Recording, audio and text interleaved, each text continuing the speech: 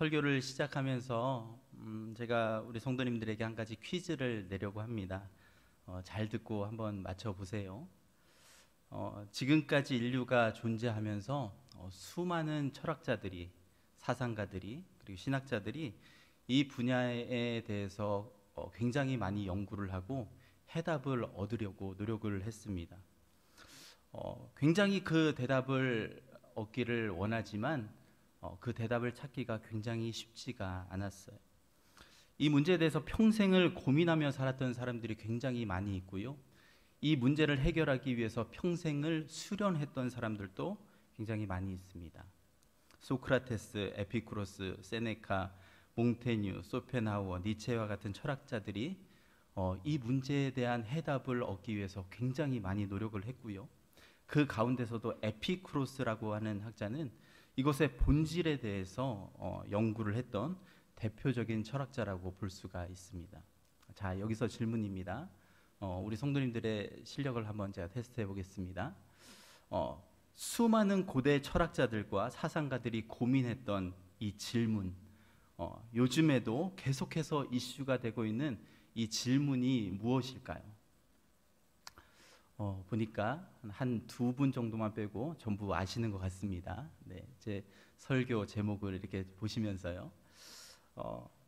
무엇이 사람을 행복하게 만드는가? 도대체 무엇이 인간을 행복하게 하는가? 그러한 질문입니다.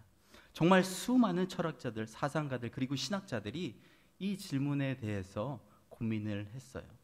자, 그래서요, 저도 오늘 행복에 대한 주제로 좀 설교를 하려고 합니다. 아마도 예배를 드리시는 분들 중에서 행복하기 원치 않으시는 분들은 아마도 한 분도 안 계실 거라고 생각합니다. 네. 우리 모두는 정말 행복하고 싶어요. 네. 그런데 아마도 오늘 설교를 들으시는 분들 가운데 어떤 분들은 목사님, 저는 행복하고 별로 관계가 없는 것 같습니다. 이렇게 생각하시는 분들이 분명히 계실 거예요. 지금 내 상황이, 목사님, 행복할 수 있는 상황이 아니에요. 지금 코로나로 인해서 사업이 힘들어지고 일자리를 잃어버렸고요. 건강도 안 좋아지고 있습니다. 그런데 어떻게 제가 행복할 수 있겠습니까? 지금 정신없이 가족을 먹여 살려야 하는 내 삶 가운데 희생밖에는 없습니다. 행복을 제가 찾을 수가 없습니다. 행복은 사치 같네요. 이렇게 말씀하시는 분들이 분명히 계실 거예요. 또 어떤 분들은 행복에 대해서 너무 관심이 많으신 분들 계실 겁니다. 그래서 그것을 찾기 위해 돌아다니고 수많은 방법들을 동원하시는 것이죠. 정말 내 삶에 행복한 것이 무엇일까? 행복을 찾기 위해서 노력을 하시고 또 좋은 관계도 맺으시고 행복에 대한 책도 보시고 또 맛집도 찾아다니시고 그렇게 하시는 거예요. 보통 중고등부 아이들한테 질문을 합니다. 너 왜 공부하니? 그렇게 이야기를 하면 아이들은 그냥 해야 되니까요. 이렇게 대답하거나 아니면 좋은 대학에 가려고요. 그렇게 대답을 합니다. 그러면 너 왜 좋은 대학에 가고 싶은데? 물어보면 고민을 하다가 좋은 직장에 취직을 하고 싶으니까요. 남들보다 더 나은 환경에서 일하고 싶으니까요. 대기업 들어가고 싶으니까요. 이렇게 대답을 합니다. 그러면서 성공이라는 단어가 등장을 해요. 성공하고 싶어서 열심히 중고등부 아이들이 공부한다라는 것입니다. 그러면 여기서 질문을 한 번 더 던질 수 있어요. 그러면 너 왜 성공하려고 하니? 너가 그토록 원하는 성공이 너에게 어떤 의미가 있길래 그렇게 성공하고 싶니? 물어보면 그 친구들은 고민하다가 말을 하는데요. 그때 드디어 등장을 하는 단어가 행복입니다. 성공하는 것이 그들에게 행복을 가져다 준다라고 믿기 때문이에요. 대다수의 학생들이 성공은 곧 행복으로 이어진다라는 사실을 믿고 있다라는 것이죠. 성공하면 내가 부유하게 되고 그렇게 되면 나를 행복하게 만드는 여러 가지 것들을 얻을 수 있고 나를 행복하게 하는 음식을 먹을 수 있고, 나를 행복하게 하는 사람들을 만날 수 있고, 내가 행복하게 하는 여러 가지 대가들을 얻을 수 있기 때문에 나는 성공해야 돼 생각을 한다라는 거예요. 내 능력과 힘으로 행복을 쟁취할 수 있다, 이렇게 생각을 한다라는 것입니다. 이것은요 절대로 이상한 생각이 아니지요. 여러분, TV에 나오는 광고를 한번 유심히 보십시오. 어떤 물건이 멋있게 등장을 합니다. 그러면요 이 물건이 다른 것보다 더 좋고 우수하다는 것에만 초점을 맞추고 광고를 하지 않아요. 그 물건을 보여주면서 행복이라는 단어를 연상시키게 만듭니다. 내가 저 물건을 사면 난 행복해질 거야. 내가 저 음식을 먹으면 난 참 행복하겠다. 내가 저 나라에 여행을 간다면 나는 행복한 사람이 될 거야. 내가 저 옷을 입으면 나는 행복으로 가득 차 있을 거야. 그렇게 생각을 한다라는 것입니다. 그런데 막상 그 물건을 여러분 구입하시면 어떻습니까? 굉장히 행복하시던가요? 지난주에 담임 목사님께서 이 부분에 대해서 굉장히 강조해서 말씀하셨지요. 절대로 내가 무엇을 소유했기 때문에 행복한 것이 아니라는 거예요. 그것은 허상이라는 것입니다. 그 물건을 구입해서 얻어지는 행복은 진정한 행복이라고 볼 수 없고, 그것이 행복이라 치더라도 그리 오래가지 않는다라는 거예요. 그런데 너무나 안타깝게도 행복을 구입하는 것이 이 세상에 우리에게 말하는 행복이 되었습니다. 행복은요 일시적으로 느껴지는 기쁨이 아닙니다.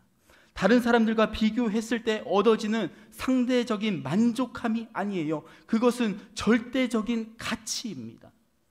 그것은 내 상황이 좋아지더라도 안 좋아지더라도 항상 내 안에 내재되어 있는 상태가 되어야 한다라는 것이죠. 이것이 성경이 말하고 있는 진정한 행복입니다. 우리가 너무나 잘 알고 있는 빌립보서 4장 4절 말씀에 보시면 주 안에서 항상 기뻐하라 라고 말씀하고 있죠. 이 말씀 가운데 바울 사도가요, 너희들 기뻐하기 위해서 뭔가 성취해야 된다, 얻어야 된다, 여러분 이렇게 말하고 있습니까? 행복은 쟁취하는 자의 것이다 이렇게 말하고 있습니까? 아니죠. 그냥 주 안에서 항상 기뻐하라 라고 말하고 있습니다. 어떤 상황에 부딪히게 된다고 할지라도 항상 기뻐할 수 있는 내 마음의 상태가 되어야 한다는 거예요. 즉 다시 말해서 성경이 말하는 행복은 여러분 상대적이고 내가 무엇을 가지고 안 가지고 있음에 따라서 왔다 갔다 하는 어떤 기분이 아니라 내 안에 내재되어 있는 상태, 절대적인 현상을 가리키고 있다는 것입니다.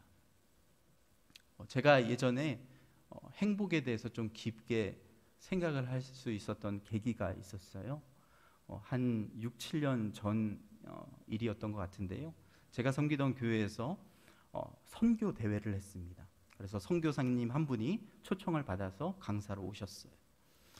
그분은 이라크에서 선교를 하고 계시던 선교사님이셨습니다. 이라크 땅 여러분 무슬림이 가득한 땅이잖아요. 네, 오지의 땅. 어떤 방법으로 선교를 하실까 제가 물어봤더니 커피숍을 운영하신대요. 그래서 그 샵에 오시는 분들과 친해지고 그분들과 친구를 맺고 정말로 이 사람을 믿을 수 있겠다 생각할 때에 복음을 이야기하는 거예요. 그런데 만약 믿었던 그분이 배반을 하고 정부에 밀고를 한다면 여러분 어떻게 될까요? 강제 추방을 당하거나 아니면 감옥에 간다라는 것입니다. 뿐만 아니라 그분이 계신 지역은요 이라크 모슬 지역인데요, 그것은 테러의 위험이 있어서 언제 폭탄이 어디서 터질지 모르는 그러한 지역이라는 거예요. 얼마나 하루하루가 숨막히고 힘드셨을까 생각해 보게 되었습니다. 테러의 위험이 있고 복음 때문에 고난을 받을 수 있는 상황에 늘 노출이 되어 있으니까. 그런데요 선교사님 무섭지 않으십니까? 힘들지 않으세요? 자녀들은 어떻게 하십니까? 꼭 그곳에서 선교를 하셔야만 하는 겁니까? 라고 질문하는 사람들에게 선교사님은 이렇게 말씀을 하셨어요. 제가 어디 있든 주님께서 저와 함께 하신다면 그곳이 저는 행복한 곳이라고 생각합니다. 제가 지구상에서 가장 안전한 곳에 있어도 그곳에 주님이 함께 계시지 않는다면 저는 안전하지 않습니다. 그러나 테러가 있는 곳에 있을지라도 그곳에 주님이 있으시다면, 제가 주님과 함께 있다면 그곳은 안전한 곳입니다. 저는 그분의 말씀에 큰 감동을 받았어요. 내가 어디 있기 때문에 행복한 것이 아니라, 내가 무엇을 가졌기 때문에 행복한 것이 아니라 주님과 매일매일 동행하는 것, 이것이 행복이라는 거예요. 내가 여지하나 갖지 못했던 권세나 지위, 권력을 얻어서가 아니라, 남들이 타지 못하는 고급 승용차를 타서가 아니라 내 생애의 중요한 삶을 주님께 드리고 그 가정 가운데 주님과 동행하는 삶, 이것이 행복의 시작이라는 것입니다. 오늘 성경 본문은 모세가 이스라엘 각 지파를 축복하고 나서 이제 드디어 이스라엘 전체를 향하여 축복을 하는 그러한 장면입니다. 33장 6절부터 여러 지파를 쭉 축복하고요. 22절부터 25절까지 단, 납달리, 아셀 지파를 이제 축복합니다. 그런데요, 신명기 33장을 묵상하면서 제가 관심을 가졌던 부분은 모세가 이 지파들을 이렇게 축복하는 그런 부분이 아니라 오늘 본문 말씀 29절 말씀이었어요. 자, 우리 이 말씀을 우리 함께 좀 읽었으면 좋겠습니다. 자, 앞에 화면을 보시고, 자, 시작. 이스라엘이여, 너는 행복한 사람이로다. 여호와의 구원을 너같이 얻은 백성이 누구냐? 그는 너를 돕는 방패시요 내 영광의 칼이시리로다. 내 대적이 내게 복종하리니 내가 그들의 높은 곳을 밟으리로다. 아멘. 이스라엘이여, 너는 행복한 사람이야. 네. 여러분, 어떤 사람이 여러분에게 당신 참 행복해 보입니다, 당신 참 행복한 사람이네요 라고 이야기를 한다면 여러분 기분이 어떠실까요? 네, 굉장히 좋으시겠죠. 감격이 되겠죠.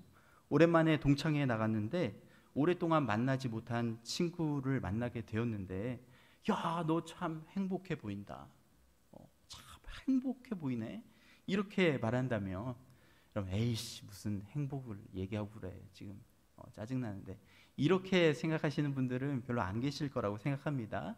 기분에 따라서 약간 차이는 있겠지만 대부분 우리 성도님들이 그 말을 듣고 굉장히 기뻐하실 거예요. 아, 내 모습 속에 행복이 보여지는구나, 내가 행복한 삶을 살고 있나 보다, 이렇게 감사한 마음이 들겠죠. 그런데 여러분, 너는 참 행복한 사람이다 라고 말을 들을 때에도 그냥 친구가 아니라 마음속 깊이 존경을 하고 있는 분들에게 그런 말을 들을 때, 유명인들에게 들을 때, 아니면 어르신들에게 그런 말을 들을 때에 우리는 더 감동이 되는 것이죠. 오늘 본문에서 이스라엘에게 너는 행복한 사람이야 말을 해주고 있는 사람, 여러분 누구입니까? 네, 바로 모세라는 거예요. 이스라엘 민족에 있어서 모세는요, 3000년이 지난 지금도 그렇지만 국가적인 영웅보다 더 존경을 받았던 지도자로 보셔야 합니다. 그냥 조금 인정을 받았던 지도자가 아니라 하나님의 대언자로서 하나님께 메시지를 직접 받았고요, 그 메시지를 이스라엘 백성들에게 전달해 준 인물이었어요. 이스라엘 백성은 하나님이 어떤 분이신지 잘 몰랐습니다. 그런데 누구를 통해서 놀라운 기적과 이사가 나타났습니까? 모세잖아요. 그렇죠? 모세를 통해 열재앙이 일어나고 홍해가 갈라지고 만나와 메추라기가 하늘에서 떨어지고 도저히 이길 수 없는 적들과의 전투에서 승리하게 되었습니다. 그러니 좀 과장해서 여러분 말을 한다면 모세는 이스라엘 백성에게 있어서 정말 신과 같은 그러한 존재였다라는 거예요. 그렇기에 저는 이스라엘 백성들이 이 말을 듣는 순간 매우 큰 감동이 있을 것이라고 생각합니다. 그들은요 정말로 우리가 행복한 사람인가라는 의문이 들 때가 굉장히 많이 있었을 거예요. 아직도 한 번도 가보지 못한 가나안 땅에 들어가는 것에 대해서도 굉장히 모호하고 그 땅이 어떤 곳인지도 잘 모르고 그냥 지치고 힘든 상황 가운데 그러한 상황 가운데 모세는 그들의 걱정을 완전히 산산조각내고 있는 것입니다. 여러 지파를 축복하면서 그들이 잊고 있었던 행복에 대해서 이야기를 하는 거예요. 그런데 여러분, 오늘 본문을 묵상하면서 저에게 이러한 생각이 들더라고요. 모세가 이스라엘 백성들을 축복할 때에, 이스라엘 백성 너희는 행복한 사람이야 라고 말할 때에 모세는 어떤 마음 가운데 그 이야기를 했을까? 여러분 생각해 보신 적 있으십니까? 혹시라도 그의 마음 가운데 섭섭함과 외로움과 또 하나님을 향한 서운함이 있지는 않았을까요? 왜냐하면 그토록 그가 바라던 가나안 땅에 그는 실제적으로 들어가지 못했기 때문에 그렇습니다. 모세는 처음부터 이 가나안 땅을 소망하며 살았을 거예요. 내가 하나님께서 말씀하시는 그 가나안 땅에 꼭 들어가고 싶다. 그것이 그의 인생 전부였을 수도 있습니다. 하나님께서 그토록 우리에게 자랑하던 그 젖과 꿀이 흐르는 땅에, 꿈과 같은 땅에 나도 꼭 들어갔으면 좋겠다. 정말 하나님께서 하라고 하시는 말씀에 잘 순종해서 그 땅에 들어가야지. 그렇게 생각했을지 모릅니다. 그리고 정말 시련과 역경 속에서 드디어 가나안 땅이 훤히 들여다보이는 그 모압 평지에 도착하게 되었는데 하나님께서 너는 가나안 땅에 못 들어가, 이렇게 말씀을 하고 계시는 거예요. 인간적으로 보았을 때 여러분 서운하지 않았을까요? 원통하지 않았을까요? 분하지 않았을까요? 아니, 언제는 내가 필요하다고 사용하실 때는 언제고 지금 와서 너는 못 들어가, 그렇게 말씀하시는. 전 그렇게 생각하셨으면 가나안 땅을 보여주시지나 마시지. 보여주시고 들어가지 말라고 하시는 것은 도대체 무슨 심보신가? 이러한 생각이 들었을 수 있잖아요. 아니, 하나님 나에게 어떻게 이렇게 하실 수가 있습니까? 내가 뭘 그렇게 잘못했습니까? 우리도 하나님 앞에서 원통하고 분한 마음이 들 때가 있잖아요. 내가 하나님 당신을 위해서 이렇게 헌신하고 섬기고 예배드리고 헌금하고 후원했는데 도대체 내가 뭘 그렇게 잘못했길래 하나님 나에게 이렇게 가혹한 처벌을 주십니까? 나에게 왜 이렇게 어려운 일들을 보여주십니까? 제가 예전에 청년부를 맡고 있을 때 어떤 청년이 그러더라고요. 같이 대학교에서 이제 공부를 하고 이제 몇몇 친구들이 이제 취업을 하고 그러잖아요. 그런데 어떤 상황이 생기냐면 나도 그 회사에 지원을 했는데 그 친구도 함께 지원을 하는 거죠. 그런데 너무나 안타깝게도 그 친구는 입사를 하고 나는 떨어지게 되는 겁니다. 그런데 그 친구에게 정말 속상한 마음을 내비칠 수가 있습니까? 없습니까? 없지요. 그래서 정말 짜증나. 넌 나보다 공부도 잘 못했는데 어떻게 너는 합격하고 나는 떨어질 수가 있냐? 그렇게 말을 할 수가 없는 거예요. 그래서 마음은 정말 힘들지만 그 친구를 향해서 미소 지는 얼굴로 축하해 라고 이야기해 줘야 했을 때 그때가 너무나 힘이 들고 하나님께 분통한 마음도 들고 그랬다라는 거예요. 솔직히 여러분 그렇지 않습니까? 나는 그 직장에 취업을 못했어요. 나는 그것을 얻지 못했습니다. 우리 아이는 아직 한글을 깨우치지 못했어요. 아직 구구단을 못 외웁니다. 그런데 자기 자랑하면서 축하해달라고 이야기하는 그 사람을 진정으로 축하하기가 쉽지가 않잖아요. 어떤 모양이나 형식은 취할 수 있지만, 그런데 사랑하는 성도 여러분, 오늘 말씀을 읽으시면서 모세가 하나님을 향해 아쉬워하고 분노하고 원망하면서 이스라엘 백성들을 축복했으리라 생각하십니까? 난 가나안 땅에 들어가지 못하니 불행한 사람이고 너는 들어가니까 참 행복한 사람이겠다.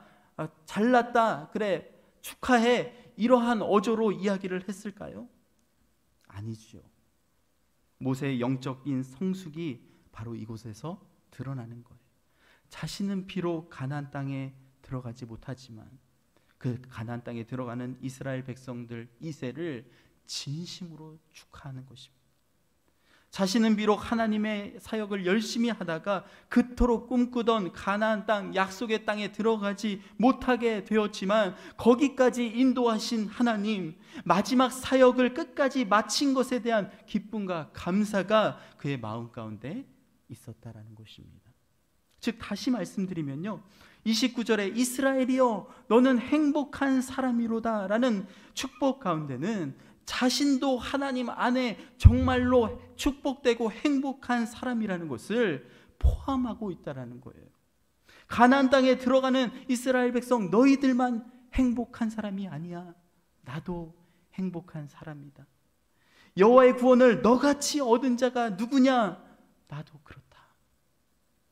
나는 이렇게 인생을 마감하지만 내가 여기까지 하나님 앞에 사용되었다는 사실 그 자체만으로 나 같은 죄인이 구원을 받았다는 그 한 가지로도 나는 참 행복한 사람이야. 사실 오늘 설교를 준비하면서 제 마음 가운데 망설여짐이 조금 있었습니다. 우리 성도님들 지금 코로나로 인해서 정말 힘들고 어렵고 고독한 싸움을 싸우고 계시는데 행복이라는 주제로 설교를 한다는 것이 맞는 것일까, 이런 생각이 자꾸만 들더라고요.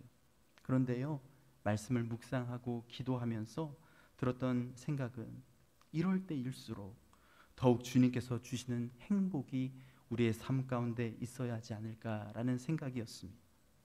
행복할 수 있을 때 행복한 것은요, 모두가 다 할 수 있는 거예요. 이 세상 사람들도 다 할 수 있는 것입니다. 누가 못하겠습니까? 행복한 조건이 갖추어졌을 때 행복한 것이죠. 재산이 늘어나고 자녀가 좋은 대학 들어가고 직장에 취직하고 다른 사람들에게 존경과 우대를 받을 때 우리는 행복할 수 있습니다. 그런데 문제는 행복한 상황이 아닐지라도 행복할 수 있는가? 내 상황을 볼 때에 도대체 행복한 상황이 1도 찾아볼 수 없는데 그래도 내 마음 가운데 행복이 있는가? 아니, 그 경지를 넘어서서 늘 내 삶 가운데 행복이 함께하고 있는가라는 부분입니다.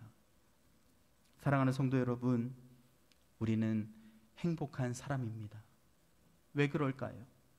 온 우주 만물을 창조하시고 주관하시는 그 하나님께서 우리를 택하시고 자녀로 삼아주시고 늘 우리의 삶 가운데 우리와 동행해 주시기 때문이에요. 이 한 가지 이유만으로 나는 다른 세상 사람들과 비교할 수 없는 큰 행복을 가진 사람이라는 것입니다. 우리가 너무나 잘 알고 있는 시편 23편 1절에서 다윗은 이렇게 고백하지요. 여호와는 나의 목자시니 내게 부족함이 없으리로다. 여호와 하나님이 나의 목자가 되어주셔서 나와 늘 함께 하시고 나를 이끌고 가신다면 그것으로 나는 부족함이 없다라는 거예요. 물론 때로는 사망의 음침한 골짜기를 만나게 됩니다. 두려운 일이 생기게 돼요. 코로나로 인해서 집안 사정이 어려워지고 건강에 문제가 생기고 자녀들이 탈선하게 되고 어떤 계기로 인해 집안의 웃음꽃이 사라지게 됩니다. 그러나 다윗은 계속해서 하나님께 고백하지요. 이 시편 23편 4절에 보시면 내가 사망의 음침한 골짜기로 다닐지라도 해를 두려워하지 않을 것은 주께서 나와 함께 하심이라. 주의 지팡이와 막대기가 나를 안위하시나이다. 주님께서 늘 내 삶 가운데 함께 하여 주시고 도와주시고 선한 길로 인도해 주시기 때문에 걱정할 필요가 없다. 여러분, 무엇이 이 다윗을 행복하게 하고 있습니까? 잘 되어가는, 잘 돌아가는 상황입니까? 건강인가요? 부귀와 명예입니까? 아니요. 여호와 하나님께서 나의 목자가 되어 주신다면, 주님께서 오늘도 나와 함께 하시고 나의 길을 인도하신다면 나는 그것으로 행복한 사람입니다. 사랑하는 성도 여러분, 이 귀한 사실을 믿으시기를 간절히 소망합니다. 우리는 절대로 불행한 사람이 아니에요. 이 세상 어떤 것과도 비교할 수 없는 하나님의 자녀이고요. 그렇게 하나님께서는 늘 우리의 삶 가운데 동행해 주신다라는 거예요. 자, 그런데요, 문제는 내가 지금 행복하다는 사실을 사탄은 자꾸만 망각하게 한다라는 거예요. 갑자기 우리가 갖고 있는 주님 안에서의 풍성함이 사라지고 나는 지금 부족한 가운데 있는 그러한 사람이다라는 생각이 들게 만듭니다. 나는 지금도 하나님의 자녀로서 늘 주님과 동행하며 살고 있는 것 같은데 사탄은 야, 너 그게 행복이 아니야, 바보야. 저기 있는 사람을 한번 봐봐. 저 사람이 갖고 있는 것을 봐봐. 그것을 보라고 자꾸만 끌어당기는 것이죠. 지금 너가 갖고 있는 것은 행복이 아니라 바로 저 사람이 갖고 있는 돈과 명예와 물질과 권력이 행복이야. 사탄은 우리에게 착각을 유발시킨다라는 것입니다. 여러분, 아담과 하와를 한번 생각해 보십시오. 아담과 하와가 에덴 동산에서 하나님의 말씀에 순종하며 살아갈 때에 그들이 행복했을까요? 불행했을까요? 네, 행복했을 겁니다. 그들의 삶 자체가 행복이었을 거예요. 그렇죠? 네. 늘 하나님께서 주시는 풍성함이 그들 가운데 있었을 거고요. 동산 안에 있는 어떤 과일도 먹어도 괜찮았지요. 네. 선악과만 빼고요. 네. 동물과 친구처럼 지냈고요. 질병이 없었고요. 오염된 물질이 존재하지 않았을 겁니다. 완벽한 천국과 같은 곳에서 하나님이 주시는 풍성함과 평안함을 누리며 행복하게 살고 있었을 거예요. 그런데 어느 날 사탄이 그들에게 다가와서 유혹을 합니다. 뭐라고 유혹합니까? 너희들이 지금 갖고 있는 것이 행복이라고 생각하니 그것은 행복이 아니야. 너희들이 이렇게 에덴 동산에서 사는 것이 행복하니 이것은 행복이 아니야. 내가 진짜 행복하게 해줄게. 이 선악과를 먹으면 너희들 진짜 행복해질 거야. 너희들이 지금까지 알지 못하던 행복을 가질 수 있을 거야. 기대도 좋아. 여러분, 이렇게 유혹을 한다라는 거예요. 아담과 하와는 그 유혹에 넘어갔습니다. 하나님의 말씀에 불순종하게 되지요. 정말 그 선악과를 먹으면 행복할 줄 알았을 거예요. 우리가 알지 못하던 행복이 바로 거기에 있을 것이다 생각을 했을 것입니다. 그런데 안타깝게도 행복은 거기에 있지 않았습니다.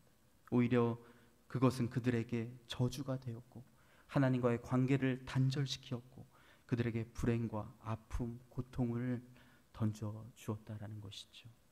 하나님께서는 나를 행복해 하기 위해서 나를 하나님의 자녀로 삼아주셨고 그것을 위해 사랑하는 독생자 아들 예수 그리스도가 대속 제물이 되어서 정말 인간으로서는 받을 수 있는 최상의 아픔과 고통을 감당케 하셨습니다. 우리가 행복을 위해 한 것은 아무것도 없어요. 그저 하나님께서 그 엄청난 대가를 지불하셨고 우리를 선택하셔서 하나님의 자녀로 삼아주셨기 때문입니다.